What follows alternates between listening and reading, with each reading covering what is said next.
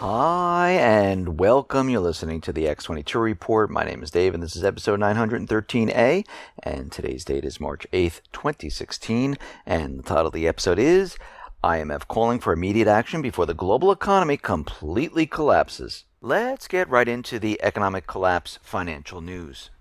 Now, as we know, the economy is continually declining. We're seeing retail contract. We're seeing people in these retail markets being laid off. We see major corporations coming out and saying, yes, we're laying off these people. And as we know, during an economy that is recovering, where more people are getting jobs, according to the government, the economy expands. But we're seeing the opposite of what is happening in this country. Even though the U.S. government is trying to convince us that everything is fine, we see that whatever they're telling us is the opposite. And if we look in Texas, we know they've had a lot of people laid off in the energy sector. And we're starting to see that retail sales in Texas, they're declining. Now, sales tax, the collections of sales tax, they don't capture every retail sale, but food products like flour, sugar, bread, and vegetables, they're exempt there. Motor vehicles, well, they're reported separately. And the data is not seasonally adjusted at all. And it can only be compared year over year. Sales tax collections lag sales by 1 month, with collections reported for February representing sales that occurred in January. And it's raw data. It's not based on estimates or surveys or opinions, but on dollars that people actually spend. And it basically gives us an unvarnished glimpse at what is really going on. And the retail sales boom in Texas first tripped up in June and August of last year, when sales tax collections, they started to decline year over year for the first time since March of 2010. Then in October, collections dropped to about 5.4%. In November to 3.3%, December 1.0%. In January, for December's crucial holiday sales, collections fell 3.9%. And now the Comptroller's Office released data of sales tax collections in February, and they plunged 6.8%. It was the fifth month in a row of declines. So where we saw the consumers continually spending throughout this bubble time period that the central bankers created, we're starting to see that consumers right now, they're not spending. And this is noticeable not just in Texas, but in many of the states where we're seeing the same exact thing. And we just reported yesterday that the credit growth has slowed dramatically. People are tapped out.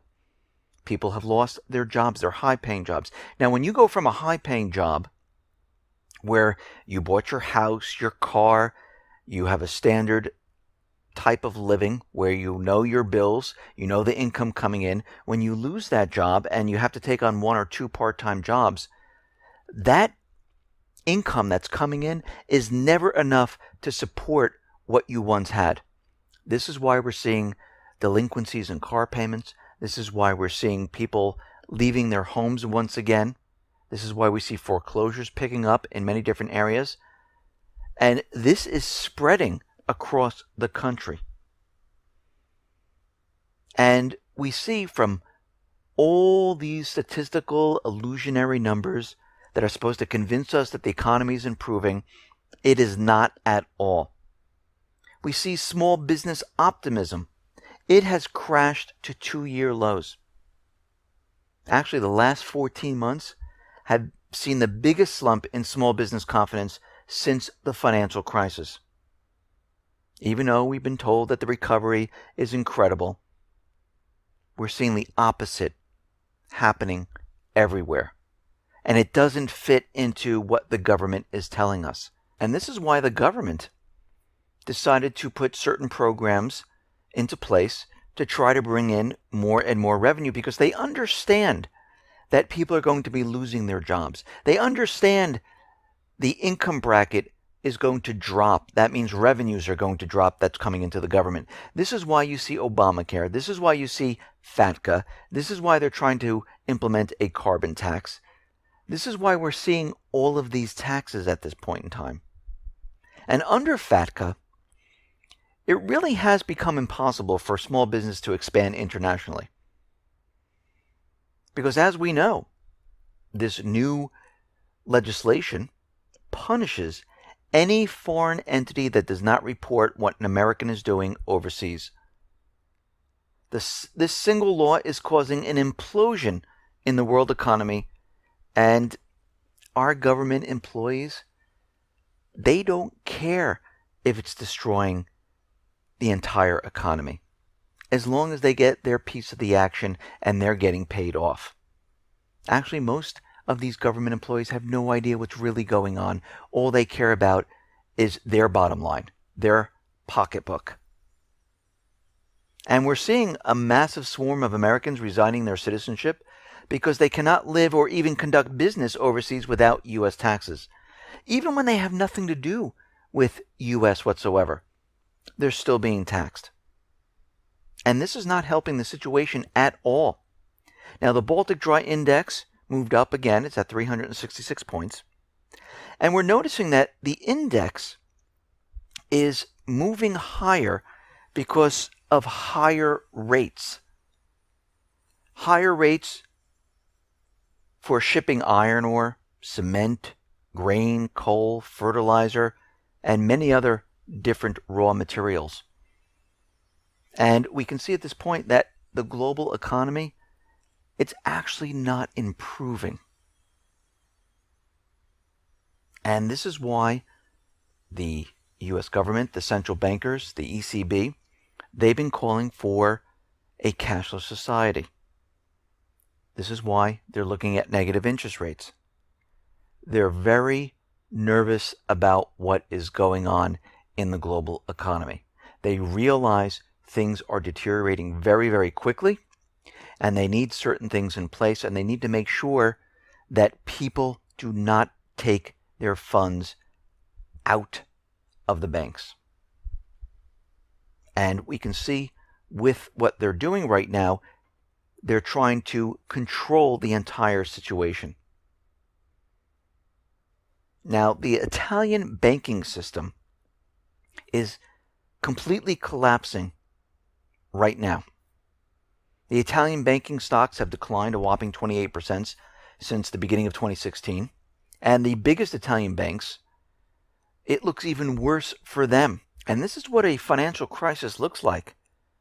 Just like we are seeing in South America, the problem in Italy appears to be accelerating at this point. Italians already are taking their funds out of the bank. Slowly, quietly, and they're pulling billions of euros out of the banking system. And if these banks continue to crumble, this quiet stealth run is going to be a major bank run. And we see that Italy would then, if these banks collapsed, would then spread to Spain. It would spread to Portugal, spread to Greece, to France, and it wouldn't stop there. It would keep on going. It would affect the derivative market, and everything would start to fall apart. There are many things that are occurring right now, just like we saw back in 2008. Everyone believed AIG was fine, Lehman was fine, Bear Stearns was fine. And then, of course, we find out later they were in major trouble. And believe me, there were many others that I'm not going to go through every single one of them. But we can see the same thing is happening at this point. We see Deutsche Bank, we see the Italian banks, we see the banks in South America. And there are many companies here in the United States, banks here in the United States, that are in major financial trouble. They're just hiding everything at this point, pretending like there's nothing wrong whatsoever. Now, the Internal Revenue Service is looking to hire private debt collectors for outstanding taxes.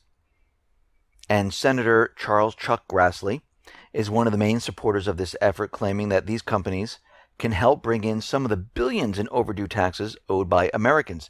It's roughly around, as of mid-2015, the people of the U.S. owe about $380 billion. Now, this is not the first time this happened where the IRS went outside to use private firms to collect debts. It happened in the past. And they're realizing that those people who had their own businesses, those people that are working, that got laid off, that owed the taxes, they don't have the income coming in anymore to pay for the last year's taxes. And many of these people who've never found a job, who've fallen off, lost their house, got their car repossessed, and it makes it very difficult to do anything. And a lot of these people, they can't even find, because they're living in tents, they're living with relatives, they're not living the way they used to live, where they had their own house, their own car, and things like that. We saw this back in 2008. The same thing is happening once again. And this will accelerate, it will increase. As you notice, there are more and more people falling off the job market. We can see that a lot more people are having very difficult time surviving. And as we go forward, I wouldn't be surprised if we saw debt prisons come back. I wouldn't be surprised if we see an IRS type of police force trying to collect this money. We already see that they're going to be hiring out these private firms to try to get some of these funds, because the IRS usually puts liens on your property, tries to get a portion of your paycheck, but if there's nothing there, there's nothing they can do. And this is the problem they are having at this point. And at this time, this situation is not going to improve. People are not just going to all of a sudden get jobs. All of a sudden, the economy is not just going to repair itself, where everyone starts to work. This entire economic system we're in now is a dying system. It was created by the central bankers. It was run by the central bankers. All of these bubbles, all of this debt was created by them. And this is no fault of everyone out there. You have been brought into this system, brainwashed into this system, to think this is normal. This is not normal. This is the central bank system. They want you to think this is normal. They want you to think being in debt, paying taxes is normal, but it is not. This is not what our founding fathers wanted, and this is what we need to change. Now, the IMF has basically bolstered their call for action against the global economic collapse of the entire system. And they're calling on governments, leaders, to expand efforts, including fiscal and monetary stimulus, and urgently needed structural reforms to support growth. They're saying that the most recent projections for growth may no longer be applicable because of all of this capital from emerging economies being pulled out of the system. And we're seeing a sharp contraction in global trade. And they're making the call that something has to be done, because what's happening right now is we are sliding into the abyss. They know it. And they're trying to do whatever they possibly can to keep this system alive. And they just need a little bit more to pay off some of this global debt. But guess what? It's just not out there. No matter what these leaders and countries do, they will not stop this economic collapse. They might be able to cover it up, but they will not be able to stop it. Listen, everyone, thanks a lot for listening. Be well, be safe, and especially be prepared. Thanks a lot.